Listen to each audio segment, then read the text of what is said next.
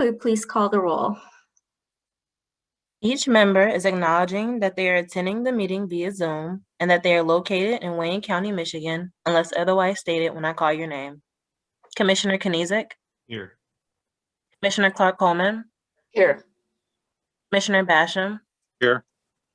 Commissioner Killeen, Here. Chair Dobb, Here. you have a quorum present.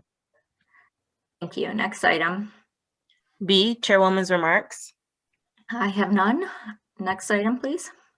C, approval of the April 7th, 2021 meeting minutes. Move approval, Madam Chair. Support. Okay, it's been moved and supported. All those in favor, please say aye. Aye. Any opposed? Any abstain? Motion passes. Next item, please. D, unfinished business. There is none listed. Next item. Item 1, under new business, a presentation by Jason Burkle and Bob Walters of DivDat. Okay, first of all, I'd like to thank the representatives from DivDat for rescheduling their presentation. They were supposed to present to us at Committee of the Whole last week, and we ran out of time. So thank you so much for coming back to us this week. And now I am going to turn it over to Commissioner Kinlock for an introduction. Thank you, Madam Chairwoman.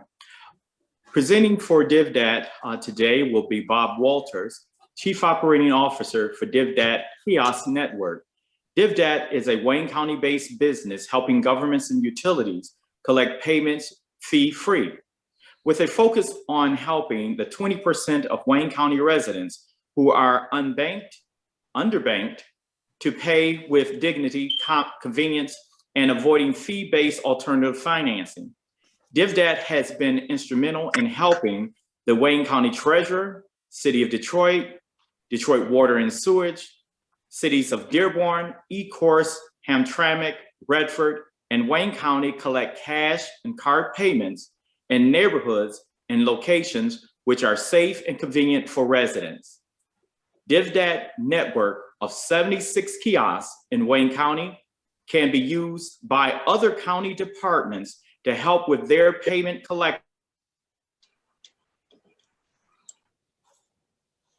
collection costs.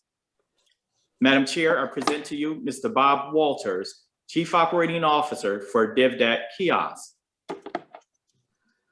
Thank you, Commissioner. Thank you, Madam Chair, Commissioner Kinlock, commissioners, and other guests. Thank you for spending some time with us today to permit DivDat to talk about our solution. May I share my screen? Is that going to be all right? I believe so.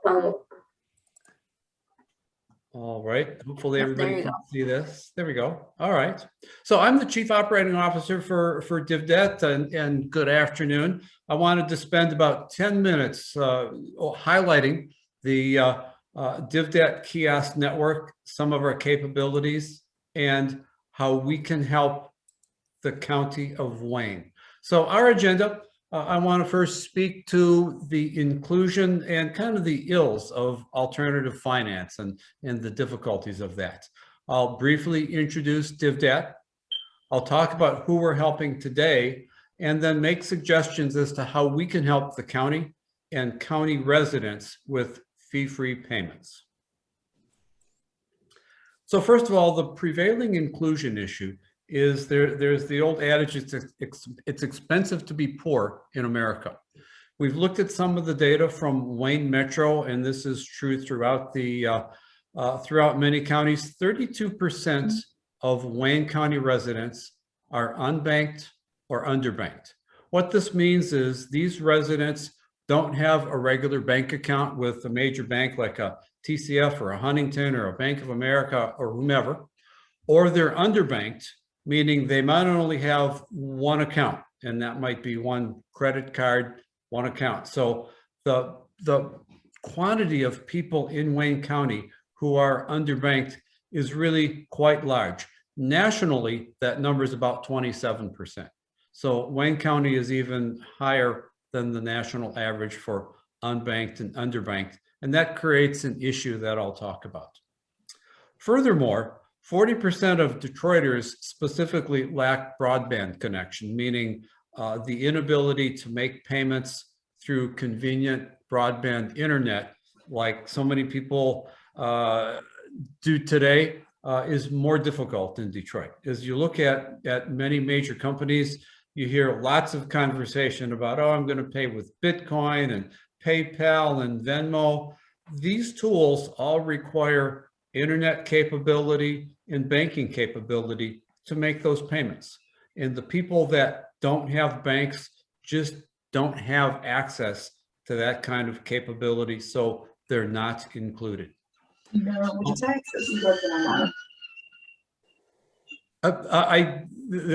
Please say that again, please. Oh, I think someone's not on mute. If you're not Okay. speaking, can you please place your line on mute? Thank you.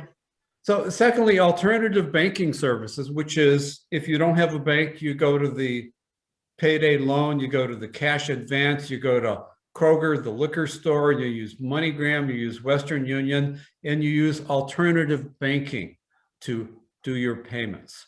So if you think of that, people that get paid on a stored value card, more and more of the people that work in a Popeyes or a Taco Bell get paid on a Green Dot card because it's easier than giving them a check. And once they have money on that card, if they want to get cash, they have to go to the Sunoco station and go pay $3 at the ATM to get their cash out. People that don't have a lot of money tend not to get $100 at a time. If you're managing your cash, you get $20 at a time. So when you've withdrawn $100, you've spent $15 in ATM fees. If you have one of these reloadable cards, if you want to get it, there's a fee to buy it. There's a fee to reload it. So we've gone to the ATM. You've got your $50 in cash. You want to put it on your stored value card. Lo and behold, there's another fee for that. When you want to make your bills, when you want to make your bill payments, you go to the Western Union.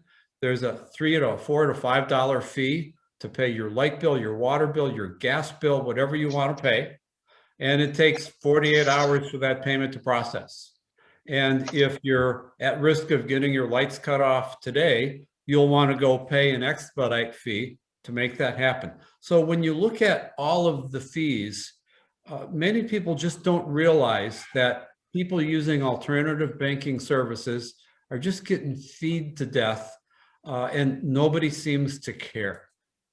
So DivDat helps, particularly in Wayne County.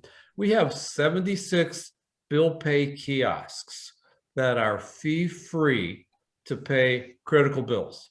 Critical bills are utilities, taxes, water, with organizations that we already have an agreement with. So we take cash, we take checks, we take credit cards. There is a state mandate that says credit card fees cannot be absorbed by the entity. So those fees do get passed on. It's around 3%. So they get passed on to the person with the credit card, but the kiosks are absolutely fee-free for cash and check. And we find that 80% of our transactions are in cash. We help the community that's cash preferred. Again, if you're unbanked and underbanked, you're going to do business in cash. A lot of these people are laborers, cement masons, cement people, people that work in the service industry that get tips in cash, people that just live in cash. And when they make their payments, they want to make payments in cash. So they're enabled to go to a DivDat kiosk and process those payments in cash with no fee. So our company manages those kiosks. We're headquartered on Woodward Avenue in the Fillmore Theater building, and our warehouse is over on Bellevue Street, over by the Belle Isle Bridge. We use local suppliers whenever we can. So we use people like Total Armored Car, Burroughs, TCF Huntington Bank for our banking, and we do our best to give back to the community by making sure that we employ local people. Commissioner Kinloch was kind enough to kind of overview who we're helping today. So virtually any payment for the city of Detroit, including Detroit Water and Sewer, can be paid at a DivDat kiosk. Municipal parking, parking tickets, blight tickets, DPW fines and fees, water department, building and safety engineering, in addition to property taxes, the property tax savings program, all are payable at the kiosk. In addition to, DivDat is also an electronics company. So we have telephone payments, we've got online payments, we've got mobile payments that people are able to make their payment online if they want to do that. The Wayne County Treasurer went on with the kiosks in 2017. And by allowing people to pay at the kiosk, the treasurer was enabled to offer a payment plan to people that were behind on their property. So people that were in a delinquency, rather than having to pay at once, the treasurer came up with a plan that allowed people to get on a 3-year payment plan and stay in their house. So this payment plan is a monthly fee that's divided up with, I think, a low interest. But the end result is they're able to go to any kiosk and make their payment, as opposed to coming downtown to the treasurer's office on Monroe and paying $8 to park or $40 when there's a ball game going on. So people can pay in their neighborhood. So many people were either driving and paying to park, or they're taking public transportation with all of the inconvenience for bus rides or whatever else they're doing. They're able to now pay usually within walking distance of where they live. DTE payments, and then a number of local cities, Dearborn, Ecorse, Hamtramck, Redford Township, City of Wayne, are all enabling their residents to get on this shared network. The shared network has, as I mentioned, 76 kiosks, and it's kind of like your neighbor. I use a credit union for all my banking, and my credit union says that we've got 30,000 fee-free ATMs you can go use anywhere. So we've got this shared network of 76 kiosks throughout the county that are shared, and therefore we're able to spread the costs across. So the City of Detroit, Wayne County Treasurer, all of the billers on this list in the 36th District Court share this network, so DivDat can manage all of the processes that go along with that. So rather than have payment centers only in a city hall, for instance, which we do have them in the city halls, but we've got them in the 2 Detroit Meyer stores. There's 35 independent grocery stores that are beautiful, clean, nice stores, places like Imperial Fresh, Prince Valley Market, Parkway Market over on the east side, that are independent grocers that are welcoming. They help people with safe, clean parking lots. Many of them are green light stores. In addition to city halls, community centers, places like the Northwest Activity Center, very popular, clean, safe location that's currently doing COVID vaccines for residents. The Samaritan Center over on the east side. Lots of, we were doing it at Focus Hope while they were open. So lots of locations where residents are. We're expanding more. In the background is kind of a map here. We're expanding more into western and southern Wayne County. So today we've got one at the Dollar Castle in Garden City, the Sunoco truck stop on Sibley and I-75. We've got some in River Rouge is one of our more popular locations. It's one of our busiest kiosks on Jefferson. So we're working with local retailers because 42% of payments occur outside of normal business hours. So when the Wayne County Treasurer was normally running a 9 to 5 operation, or the City of Detroit, City of Hamtramck, the city halls are only open on business hours. Most of the 42% of the payments are occurring outside of that, meaning we're serving the residents' needs in the neighborhood on their schedule. And because of that, people are able to make more payments. A lot of people just don't have time and can't get around to making their payment. So if they want to pay their light bill, their water bill, their tax bill, they need to either take time off work and go downtown and make that payment, or find another way to make the payment. We make those payments convenient. So where DivDat believes we can help the county, we can increase collections with this in-place network. You can simply add the payment platforms to our current network, so it's already shared. So we're already performing all of the services in this box on the lower right corner. So we call it kiosk as a service. We furnish the kiosk. We do all of the technical word PCI, the credit card security and data compliance. So they're absolutely secure. We're insured against loss. We haven't had any issues yet, but if one were to get stolen, we're covered for that. We manage that. We keep the software up to date.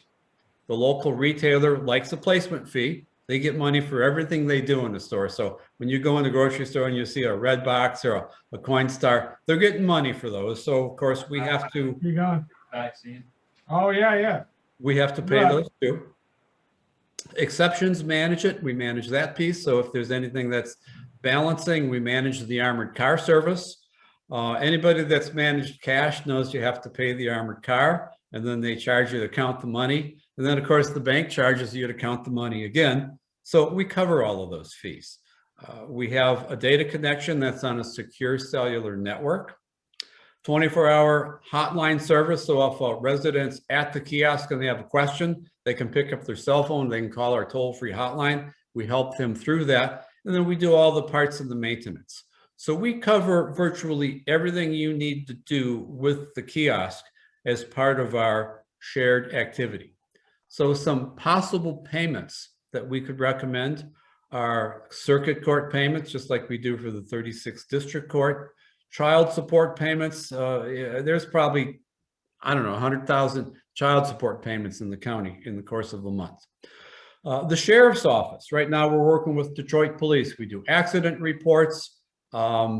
Anything you have to pay the Detroit Police, you can go to one of their precincts and make your payments in cash if you don't want to pay online. So those same kind of payments could be processed for the sheriff's office. Even jail payments, some of the JPay kind of things for prison commissary accounts, or virtually any department taking payments. So when you think of what it costs to take a payment, and this usually kind of blows people away, it costs anywhere from $15 to $20 for a government to take a payment over the counter.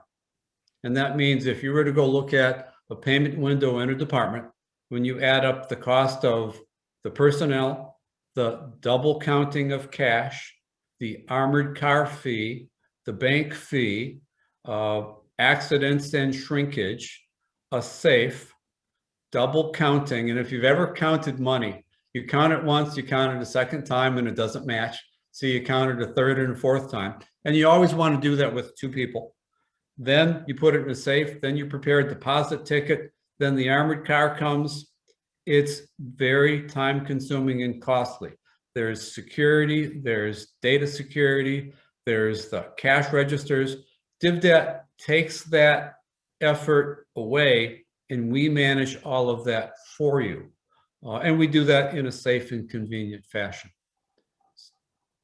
So in conclusion, that's what the DivDat kiosk network offers.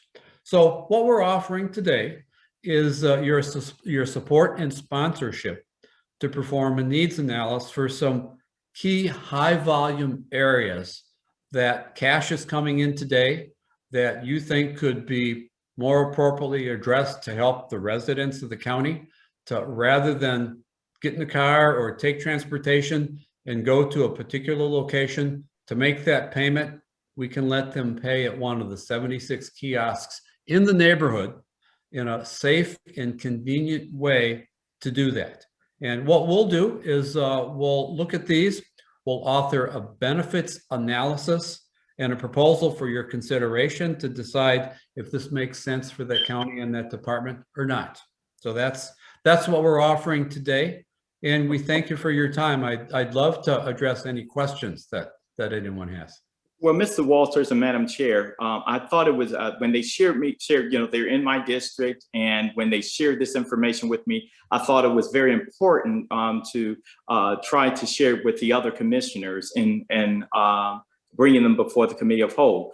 And with that, I also said that I would ask the chair to forward this information over to the executive and the CFO for them to receive this presentation and for them to consider the proposal that he's stating now.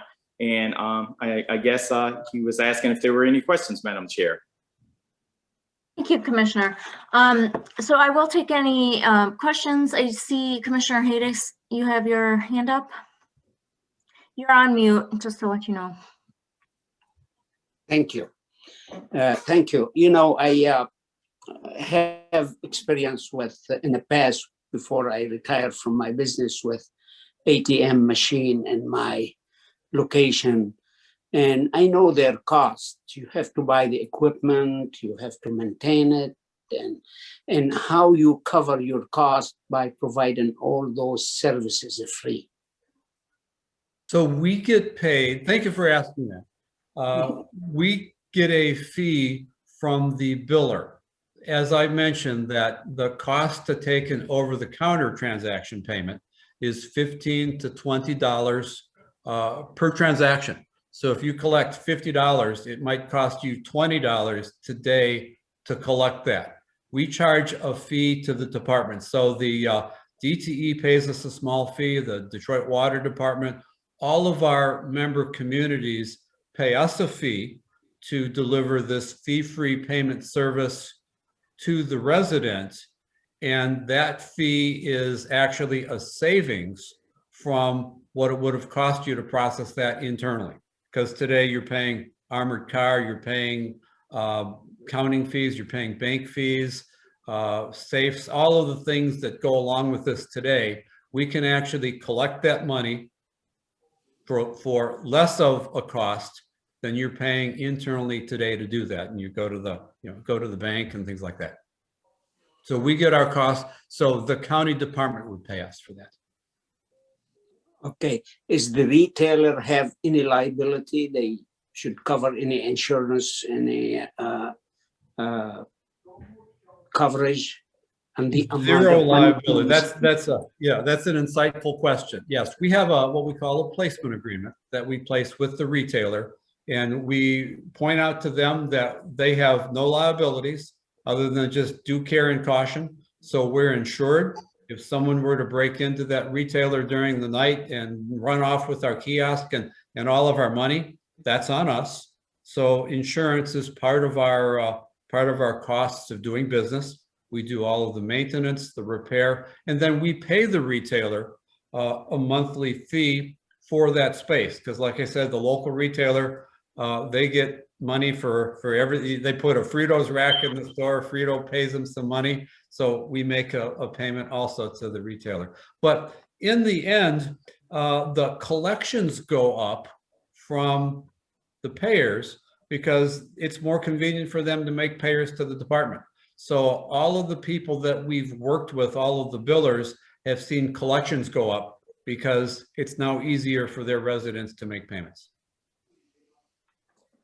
Okay, so now the cost will be on the, let's take the county. If we agree to provide that, the county would pay your fee. What percentage of the amount the county should pay? So I can't speak to that. Bruce Babiars is our marketing officer, and he's ill. So I'm covering for him today, but that's part of what we'd like to address in our proposal, which is we'd like to look at, we need to understand the volume of the transactions, how what the average payment is on a transaction, and we can help assess what that cost is. So we would love the opportunity to tell you what that is. Thank you. Thank you, Madam Chair. Sure, thank you. Commissioner Colleen. Yeah, thank you, Madam Chair. I take it that the county does not have an RFP out for these services? Not to my knowledge, if that was directed to me. So then, as we sit here today, this would be handled under the unsolicited proposal in the procurement ordinance, that category of bids. is Aaron Wagner on the call by any chance? Well, I think if the county's not RFP in it, then you go to the section of the procurement ordinance that describes what unsolicited proposals are. I see, I so, appreciate. Commissioner, I'm sorry, I see Andy's on. Hi, Yeah. Madam Chair. Yeah, I don't think Aaron Wagner is on this call. I did alert him to the fact that DivDat was presenting, but he couldn't make the call. Okay. Do you have any insight as for Commissioner Colleen's question? No, I don't. I can get a statement from Mr. Wagner right now as to the scope and if there are discussions on widening the scope or extending the current contract. We can get like an update, like a status, if you will. Okay, thank you. Current contract, Mr. Kandravas? Wait. I Yeah, saw they're Huey.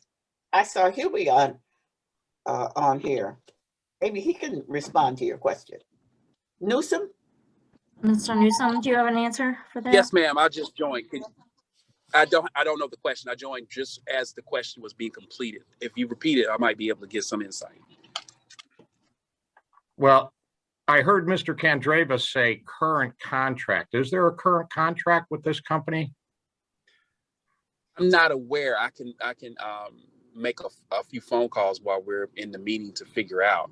I'm not aware of a current contract right now, but I don't want to talk on the record Right. and not be. And of course, we do have a contract with the Wayne County Treasurer, and I'm not right. at liberty to understand if that's countywide or if that's just the Treasurer's office. That's probably just let by the treasurer. I don't believe that came to the commission for approval. But That is correct. That would be correct. I know that if I believe this will be funded out of either forfeiture funds or some of the delinquent tax revolving fund funding, and in theory, that is, I don't know if you've ever tested this legislatively, but that money, in theory, the treasurer has discretion over how he uses it, which means the commission would not have approved it. Right. So that would be correct. So I'm aware that the treasurer has 28 locations, kiosks, for people to make payments across the county. Are those your machines, sir? Yes, and Okay. actually now that number is up to 76 kiosks around the county. So yes, those are the shared kiosks that the Treasurer can use as DTE, City of Detroit, all of those. Okay, well, kind of what I'm getting at here too is I feel a little bit of the cart before the horse being at our committee today. If you're talking about the clerk, taking payments for the county clerk, then there needs to be discussions with the county clerk as to how to make that happen. If there's fees that the county charges, either through our health department or other places, the county, not necessarily the treasurer or the sheriff or the other elected officials, but what's directly underneath County Executive Evans. So it seems like there has to be other discussions. I have no way of evaluating this today. It's interesting, but it seems to me this needs to go through. I can't express today whether I think this is a good idea or not, right? You hear one side of the story. It seems to me that I want to hear this next from the county executive's office, that a proposal would be brought to us. I would imagine you could do the same kind of deal with the clerk that you did with the treasurer. She would have a pile of money for her to do her own contracting over there. But I think for this to for the commission, I need this to go through the executive's office first and have them look at all of the issues you've raised here. And say to us, whatever the percentage is that you pull off the top that Commissioner Jesus was discussing. I can't speak at all to how much more revenue, let's say, the treasurer has pulled in as a result of this, if any. I don't have that in front of me. So to me, Madam Chair, it's an intriguing idea. but I think it needs to be digested by the county executive. And then if there's any action for the commission to take, then the executive branch would bring it to us with their analysis for us to look at and consider for approval. So I'm feeling this is a little premature today. That's all I'm saying. Interesting idea. And I really want the experts in the county to really look this over to see if it's really something that a road that the county should go down. So that's just my comment. Thank you, Madam Chair. Madam Chair, as I had mentioned earlier, this was absolutely only to be an information item. And before we began questions, I also mentioned that this would be referred to the county executive and the CFO for review. And obviously listening to the comments, I guess it was perfect that they came on because many of the commissioners from the comments weren't aware of the type of relationship that DivDat has with the county, specifically with the treasurer's office. And so absolutely, this is not an action item, it's an information item. And it will be forwarded to the executive and the appropriate staff for any consideration of the proposal that I'm also just hearing of as well. So thank you, Madam Chair. Thank you, Commissioner. Commission Counsel. Through the chair, I was going to respond to Commissioner Kleen, but I'm not sure if it's necessary now that he's concluded his comments. But I will say, as far as the procurement of this could be procured in several manners. One could be the unsolicited provision under the procurement ordinance. There are a few others that this could potentially fall under. With regards to the treasurer's office, that contract wouldn't be amended because he does from a statutory perspective, he's a separate legal entity when it comes with regards to like the taxing portion and foreclosure. So that wouldn't be an amendment. This would have to be a new contract. If there were a new contract for clerk services, that contract would require commission approval. She doesn't have her own pot of money per se, but obviously that would have to be negotiated with her because those are her statutory functions. So that's where that conversation would have to start before we'd even get to the commission for consideration, but it would require commission approval. Thank you. And again, this is just an informational presentation today. It's not an action item. So thank you. Commissioner Haydos. Thank you. I know I asked a question about the fee and you mentioned it's not your area. Did your company have a different charge to different company? Some of them higher, some of them lower, or you have one standard fee for everybody? It's based upon the level of services. Kiosks, if we're offering, same day credit. So different departments and different entities have different requirements. So they do vary a little bit from entity to entity. Madam the Chair, I really believe the convenience of this project, it's excellent.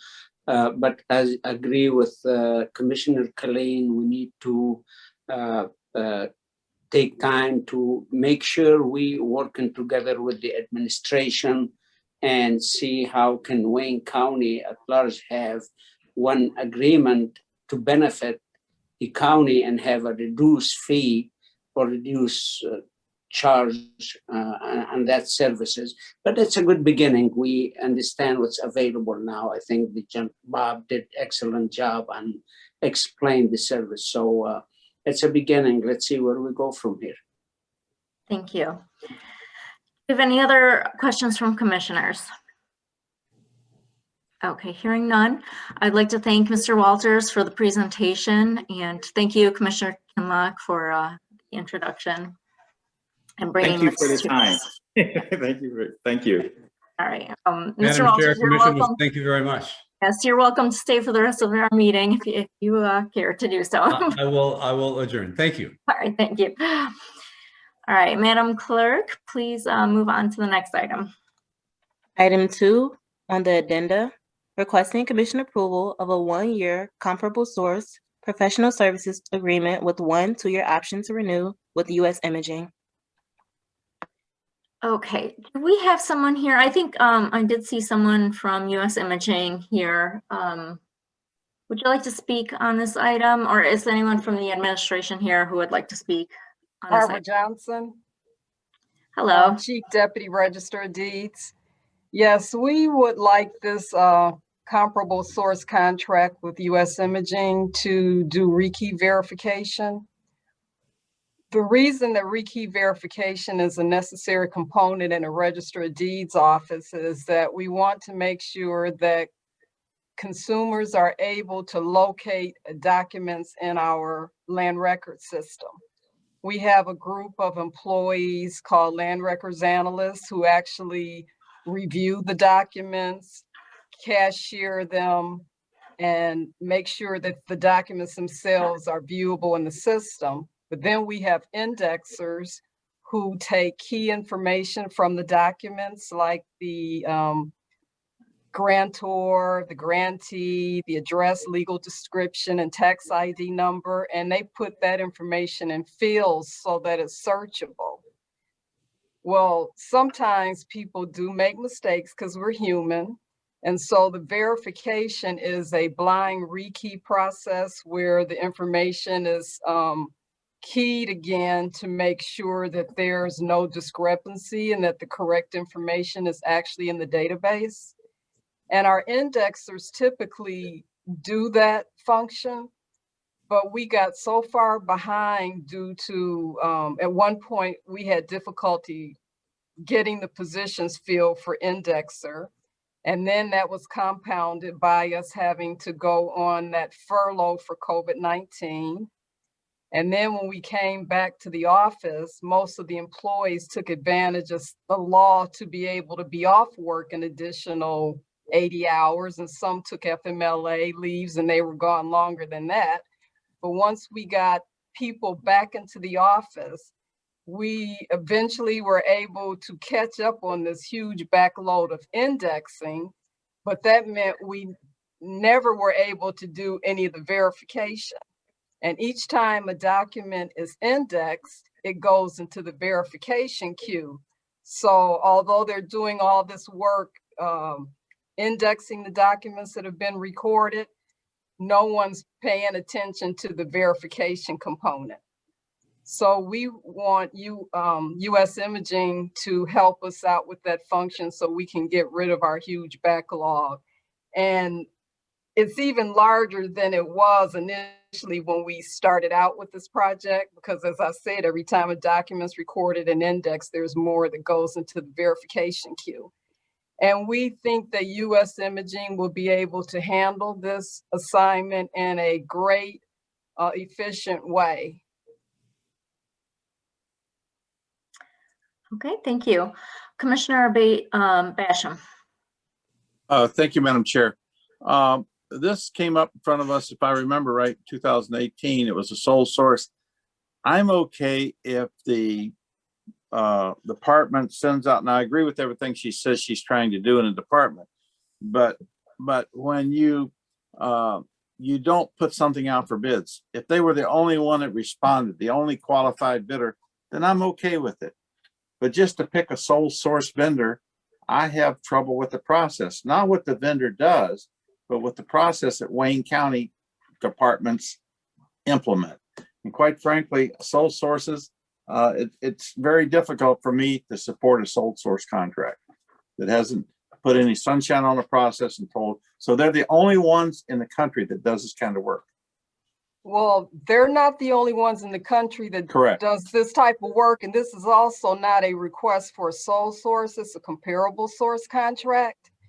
And the reason we put it down as a comparable source contract is because Tyler Technologies, who is the provider of our software, does have the ability to approve contractors that we want to give direct access to the database.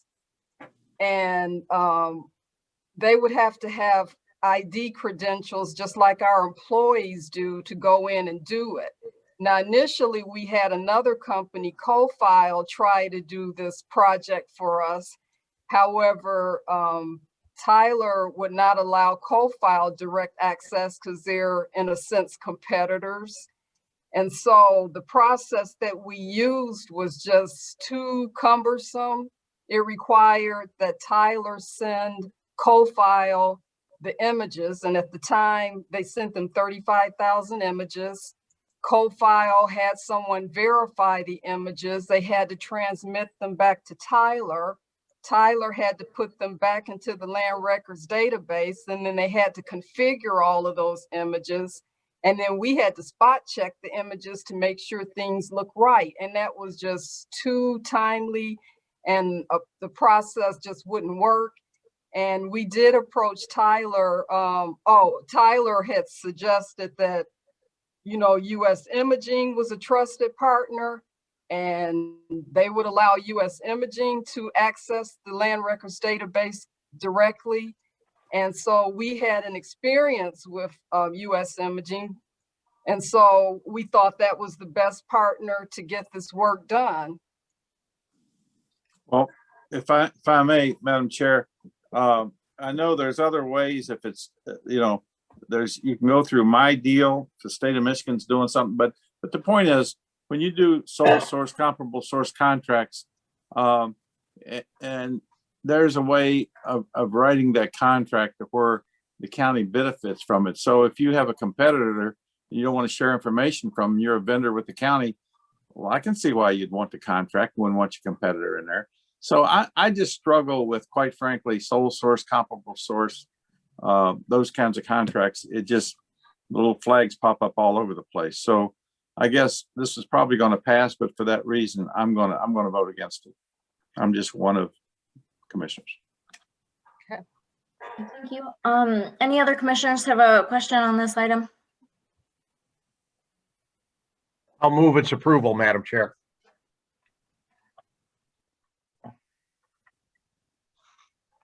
Support. Okay, we have a motion for approval by Commissioner Colleen and supported by Commissioner Clark Coleman. Madam Clerk, will you please call the roll for a vote? Commissioner Kniezek, Yes. Commissioner Clark Coleman, Yes. Commissioner Basham, No. Commissioner Colleen, Aye. Chair Dobb, Yes. Motion passes. Thank you. Next item, please. Item 3, requesting commission approval of a settlement in the matter of Manuel Jamie versus Wayne County. Okay, for this item, we need to go into a closed session. So, Sherelle, you will handle that. We need a motion to go into closed session and then Okay. we'll take a vote. Yeah. Thank you. Do we have the opinion from, I guess, but do we formally have the opinion from an attorney that a closed session? Oh, wait a minute there. Yeah. Okay. It was requested by court counsel, correct? Yes. Okay. Move approval that we go into closed session. Support. Madam, before you take the vote, Madam Chair, can we make sure that the motion is specific to say that we move to go into closed session for litigation purposes to hear an opinion regarding trial or settlement strategy in connection with pending litigation in an open meeting that may have detrimental financial impact on the county? And I say that only because the law requires that your motion be very specific, and we want the record to reflect that. So I'm sure the clerk will note that for us. Thank you. So I move approval to go into closed session for the reasons stated by our general counsel. Support. Okay, it has been moved and supported. Do we need to do a roll call vote on this? Yes. Okay, let's do a roll call vote, please. Commissioner Kniezek, Yes. Commissioner Clark Coleman, Yes. Commissioner Basham, Yes. Commissioner Colleen, Aye. Chair Dobb. Yes. Motion passes. We are now moving into closed session. Are you ready for a motion, Madam Chair? I am. I would move that we approve the settlement, item E3. Support. Okay, we have a motion by Commissioner Colleen and support by Commissioner Basham. Madam Clerk, please call the roll for a vote. Commissioner Kniezek, Yes. Commissioner Clark Coleman, Yes. Commissioner Basham, Yes. Commissioner Colleen, Aye. Chair Dobb, Yes. Motion passes. Next item, please. such other matters as may be properly submitted before the committee. I have none.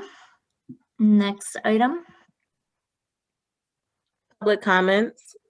And did we receive any emails? We do have a few emails. Oh, okay. Could you read those, please, first?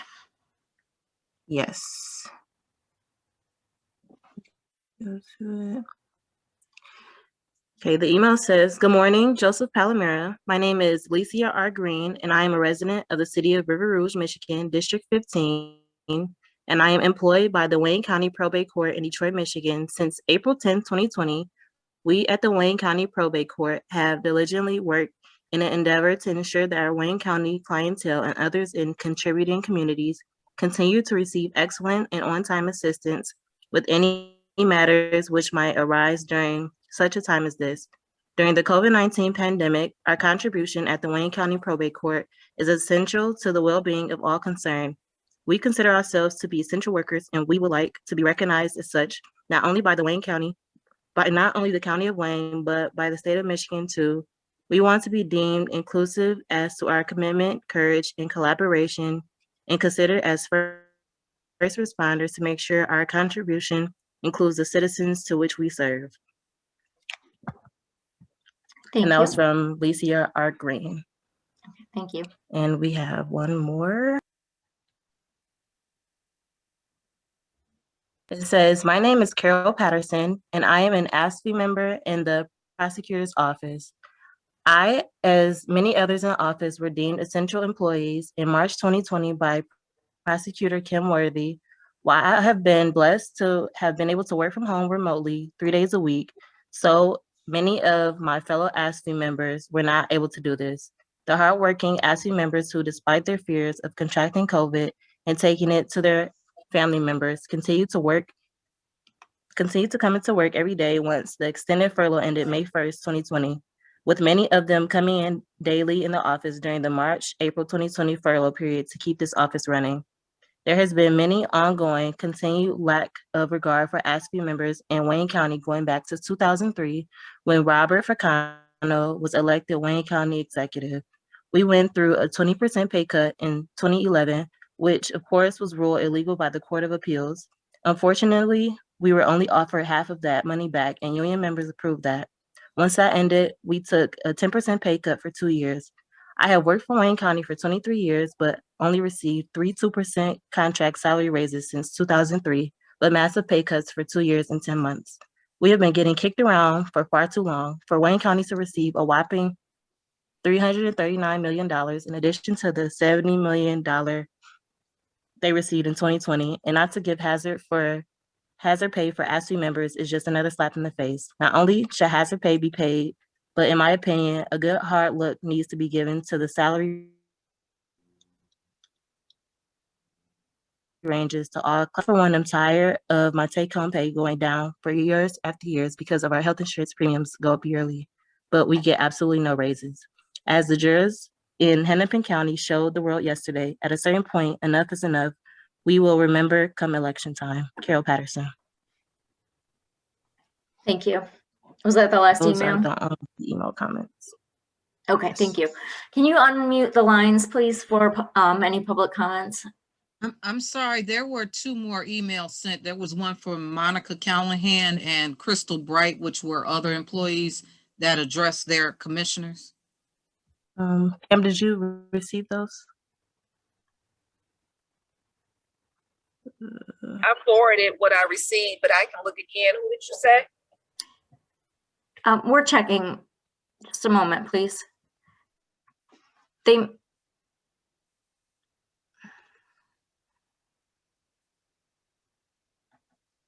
might have gone to a different committee.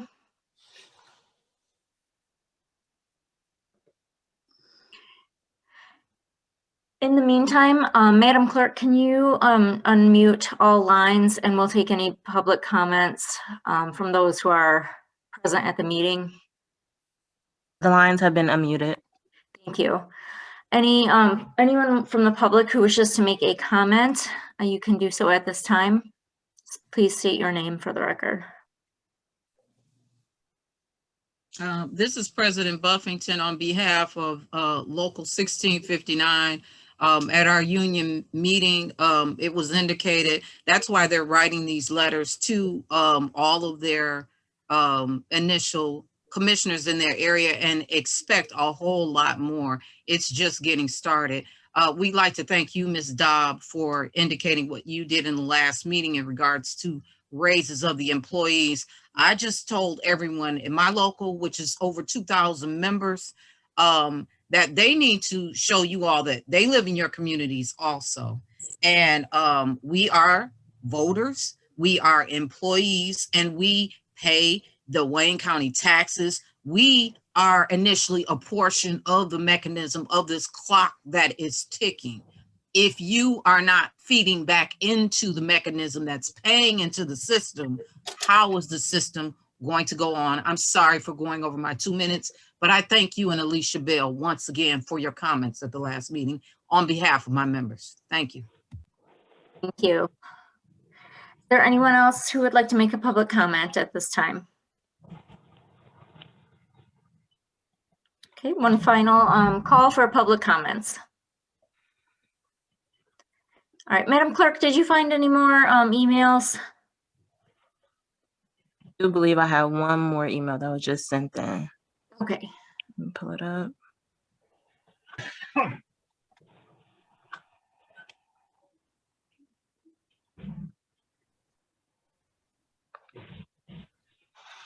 You want me to read it, Sherelle?